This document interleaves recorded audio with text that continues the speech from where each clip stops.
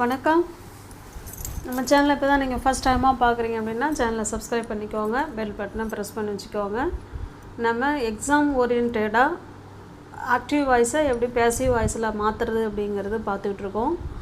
English மட்டும் தான் பார்த்துக்கிட்ருக்கோம். உங்களுக்கு மற்ற சப்ஜெக்ட்டு ஒரு வேளை தமிழ், ஹிஸ்ட்ரி இந்த மாதிரி மற்ற சப்ஜெக்ட்டும் உங்களுக்கு வேணும் அப்படின்னா நீங்கள் கமெண்ட் பாக்ஸில் கமெண்ட் பண்ணிங்கன்னா அதுலேயும் இடையில இந்த மற்ற சப்ஜெக்ட்டும் நம்ம பார்க்கலாம். ஆனால் நம்மளுடைய மெயின் ஃபோக்கஸ் வந்து இங்கிலீஷ் தான். ஓகேங்களா? உங்களுக்கு தேவைன்னா சொல்லுங்கள் கமெண்ட் பாக்ஸில், அந்த லெசனையும் நம்ம எடுப்போம். இப்போ பாருங்கள், ஏற்கனவே ப்ரெசன்ட் டென்ஸ் பார்த்துட்டோம், ப்ரெசன்ட் கண்டினியூஸ் டென்ஸும் பார்த்துட்டோம். எப்படி ஆக்டிவ் வாய்ஸை எப்படி பேசிவ் வாய்ஸில் மாற்றுறது அப்படிங்கிறது பார்த்துருக்கோம்.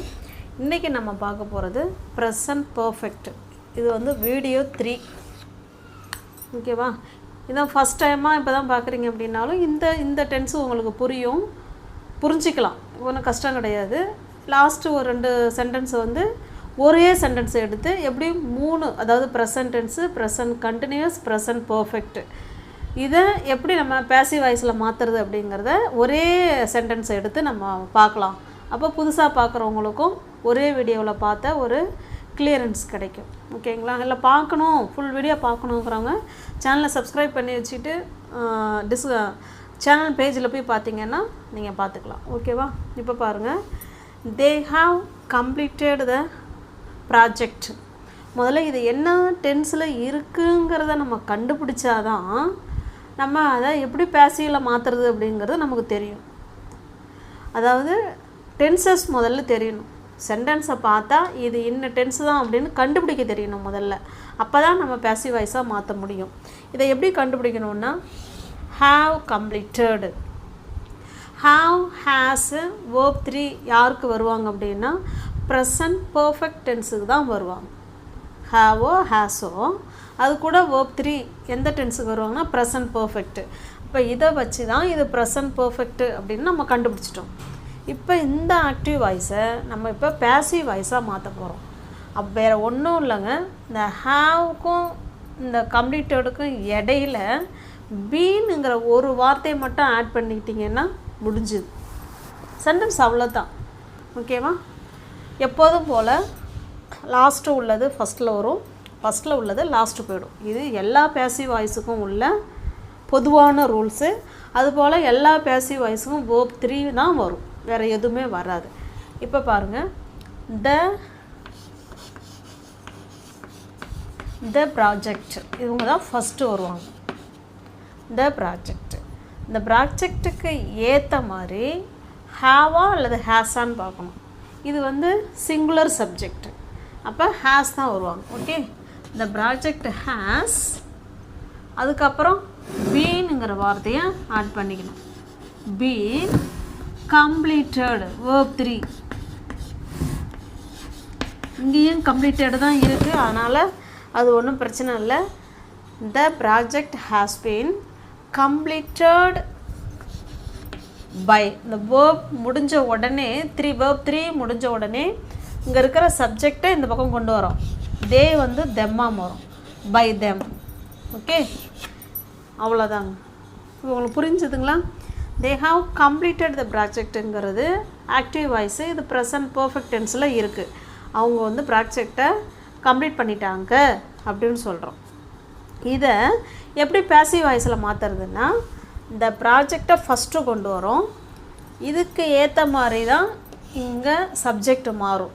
அப்போ ப்ராஜெக்ட்டுங்கிறது சிங்குலர் சப்ஜெக்டு, அதனால் ஹேஸ் ஆட் பண்ணிக்கிறோம். ஓகேவா? அதுக்கப்புறம் பீன் கட்டாயமாக ஆட் பண்ணணும். பீன், அதுக்கப்புறம் வேர்ப் 3, அங்கேயும் வேர்ப் 3 தான் இருக்குது, அதனால் அதை அப்படியே போட்டுக்கலாம். கம்ப்ளீட்டட், அதுக்கப்புறம் பை தெம், தே வந்து தெம்மாக மாறிக்கும். அவ்வளோதாங்க. ஓகே, காட்டிட் உங்களுக்கு புரியுதுங்களா? Shall we go to the next sentence? இப்போ நெக்ஸ்ட் சென்டென்ஸ் பாருங்கள். we have played cricket. have played வந்திருக்கிறதுனால இது ப்ரெசன்ட் பர்ஃபெக்ட் டென்ஸ். ஓகேவா? இதை இப்போ நம்ம பேசிவ் வாய்ஸாக மாற்ற போகிறோம். இப்போ உங்களுக்கு பேசிவ் வாய்ஸு மாற்ற தெரியுங்கிறவங்க இந்த ரூல்ஸ் படி நீங்கள் கமெண்ட் பாக்ஸில் கமெண்ட் பண்ணலாம். அப்போ அங்கே இருக்கிற ஆப்ஜெக்ட் தான் ஃபஸ்ட்டு வரப்போகுது. ஓகே, இப்போ ஃபஸ்ட்டு எதை எழுதணும்? கிரிக்கெட் எழுதிட்டோமா? கிரிக்கெட்டுங்கிறது சிங்குலர் சப்ஜெக்ட், இட்டாக கன்சிடர் பண்ணி ஹேஸ் போடுறோம். Okay, cricket has been, cricket has been blade. verb 3 அப்படியே தான் வரப்போகுது, ஏன்னா அங்கேயும் verb 3 தான் இருக்குது, அதனால் அப்படியே போட போகிறோம். Cricket has been played. Cricket வந்து விளையாடப்பட்டது அப்படின்னு சொல்கிறோம். யாரால்? By as. இந்த வி தான் இங்கே அஸ்ஸாக மாறுது. Okay, cricket has been played by us. Cricket வந்து எங்களால் விளையாடப்பட்டது அப்படின்னு பேசிவ் வாய்ஸில் சொல்கிறோம். இது வந்து நாங்கள் கிரிக்கெட்டு விளையாடினோம் அப்படின்னு சொல்கிறோம். ஓகே, இப்போ ஆக்டிவ் வாய்ஸை பேசிவ் வாய்ஸாக மாற்றுறதுக்கு ஒவ்வொரு டென்ஸுக்கும் ஒரு ரூல்ஸ் இருக்குது. அந்த ரூல்ஸை நீங்கள் நோட்டு போட்டு எழுதி மெமரி பண்ணி வச்சுக்கணும். ஒரு ஃபார்முலா மாதிரி தான். எப்படி ஃபார்முலாவில் சம்மு அப்ளை பண்ணி ஆன்சர் கண்டுபிடிக்கிறோமோ அதே மாதிரி தான் இதுவும். ஓகே, நெக்ஸ்ட்டு பாருங்கள். She has return the exam. அவள் வந்து எக்ஸாமை எழுதிட்டா அப்படின்னு சொல்கிறோம். ஓகே, இதை இப்போ எப்படி பேசிவ் வாய்ஸில் மாற்றுறதுன்னு பாருங்கள். லாஸ்ட்டாக இருக்கிற ஆப்ஜெக்ட்டு ஃபஸ்ட்டு வருவாங்க. இப்போ சொல்லுங்கள், the exam. Okay, the exam. இந்த எக்ஸாமாக தான், இந்த எக்ஸாமுக்கு ஏற்ற மாதிரி தான் அங்கே சப்ஜெக்ட் மாறும். த எக்ஸாமுங்கிறது ஒரு சிங்குலர் சப்ஜெக்ட்டு, அதை இட்டாக கன்சிடர் பண்ணி ஹேஸ் போடுவோம். அப்போ இதுவும் இங்கே மாற போகிறதில்ல, ஏன்னா இங்கே ஷீ இருக்கிறதுனால ஹேஸ் வந்திருக்கு. அப்போ அந்த எக்ஸாம் ஹேஸ், அதுக்கப்புறம் been. The exam has been return. verb 3 தான், இதுவே verb 3 தான். ரிட்டர்ன் பை ஷீக்கு பதிலாக ஹர்ரா மாறிக்கும், அவ்வளோதான். அந்த எக்ஸாம் வந்து அவளால் எழுதப்பட்டது அப்படின்னு சொல்கிறோம். ஓகே காட்டி, இப்போ உங்களுக்கு புரியுதுங்களா? இப்போ ப்ரெசன்ட் பர்ஃபெக்டை எப்படி பேசிவ் வாய்ஸில் மாற்றுறதுங்கிறது தெரிஞ்சுக்கிட்டிங்களா? இப்போ ஒரு சென்டென்ஸ் எடுத்து 3 இதுலேயும் எப்படி மாற்றலாங்கிறத பார்க்கலாம்.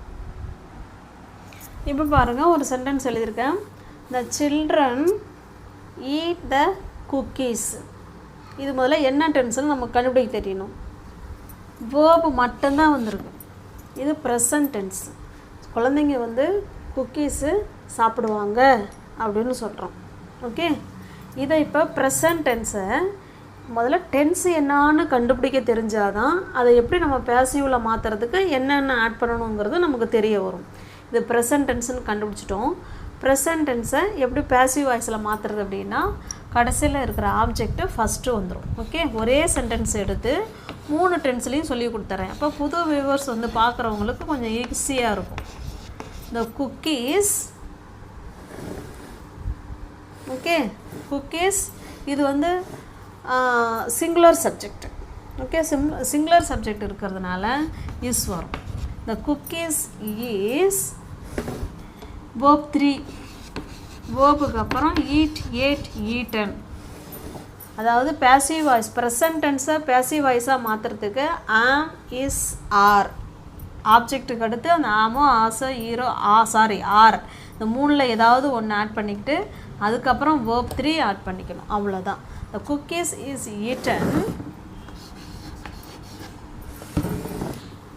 by the children. லாஸ்ட்டில் by the children முடிச்சிக்கணும். ஓகேவா?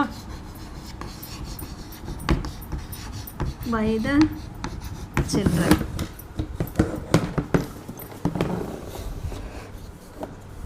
சரி, cookies are, ஏன்னா plural இல்லைங்களா?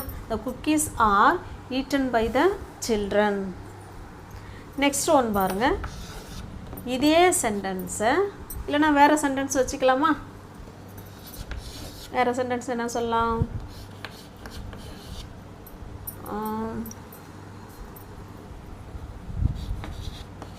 he is singing a song. இது இப்போ என்ன டென்ஸில் இருக்குது அப்படின்னு நம்ம கண்டுபிடிக்கணும். வேர்போட ஐஎன்ஜி ஆட் பண்ணியிருக்கு, இஸ் வேறு வந்திருக்கு. அப்போ இது ப்ரெசன்ட் கண்டினியூஸ் டென்ஸ். ஓகே, இப்போ இவங்களை எப்படி, இவங்களை ஃபஸ்ட்டு கொண்டு வாங்க. Sorry, a song,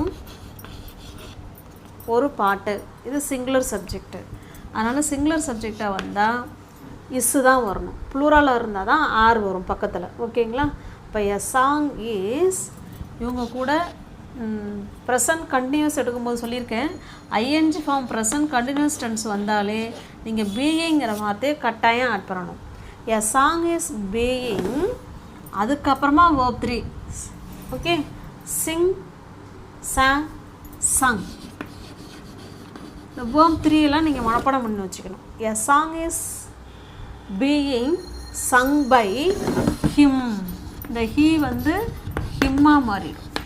okay, he வந்து ஹிம்மா மாறிடும். அவ்வளோதான். ஓகே, உங்களுக்கு புரியுதுங்களா? The song is being sung by him. இப்போ இதையே ப்ரெசன்ட் பர்ஃபெக்ட் டென்ஸில் எழுதலாம். ப்ரெசன்ட் ஏன்னா அங்கே உங்களுக்கு தெரியாது, அதனால் இதை வந்து எரேஸ் பண்ணிடுறேன் உங்களுக்கு. சரி, ஓகே, சின்ன சின்னதாக ட்ரை பண்ணுறேன். சென்டென்ஸ் முதல்ல எழுதிடலாம். He has sung. He has sung a song. அவன் ஒரு பாட்டு பாடினா அப்படின்னு சொல்கிறோம். இப்போ பார்த்தோம்ல ப்ரெசன்ட் பர்ஃபெக்ட்டு, அதுக்கு பேசிவ் வாய்ஸ். இப்போ பாருங்கள், a song.